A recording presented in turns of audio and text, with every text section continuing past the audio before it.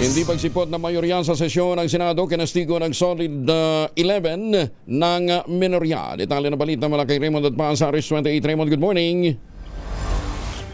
Good morning, Kuya Angel. Pagtalikod sa tungkulin ang ginawa ng mayorya ng Senado na hindi pagsipot sa sesyon kahapon matapos maaresto si Senador Jingo Estrada. Ito ang turing ng solid Block 11 na miyembro ng minorya sa Senado. Sa joint statement na kanilang inilabas, hindi maaaring gamitin ng grupo ni Senate President Alan Peter Cayetano ang pag-aresto kay Estrada para nila i-boycott ang sesyon. Dahil hindi ito pag-atake sa pagiging independent ng Senado, kundi ito ay respeto sa batas, pag-iral ng accountability at bahagi ng prosesong legal sa Ombudsman at Sandigan Bayan na walang kontrol ang sinumang senador o presiding officer.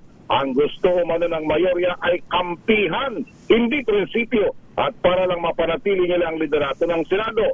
Masama ang loob ng solid Block 11 dahil hindi man lang sila binigyan ng kortesiya ng grupo ng mayorya upang sabihan na wala silang balak dumalo sa sesyon kahapon, kaya't naghintay sila ng wala sa loob ng 2 oras.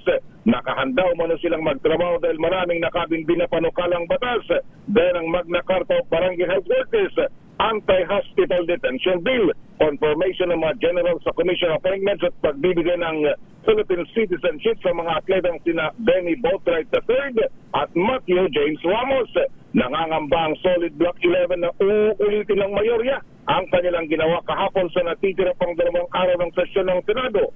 Una nito naglabas ng pahayag si Senate President Alan Peter Cayetano at hinimok ang mga kasapi ng minorya na suportahan sila sa pagtindig para sa independence ng Senado. Ngunit walang paliwanag kung bakit walang sesyon kahapon. Ito si RH28, Raymond at Paz para sa DCRH, una sa Pilipinas, una sa Pilipino. Raymond, pero hindi naman totoong pinatayan sila ng aircon. May aircon naman. Nung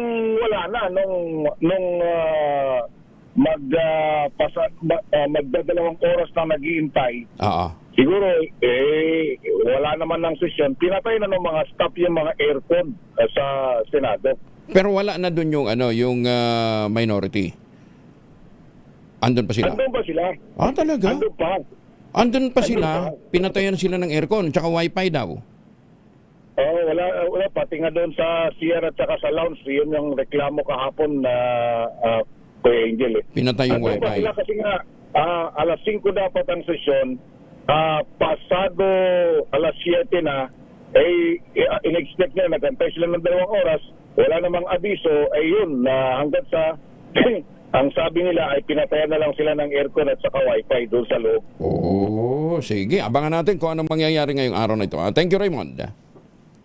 Balik sa inyo, Kuya Angel. Si Raymond at Paz.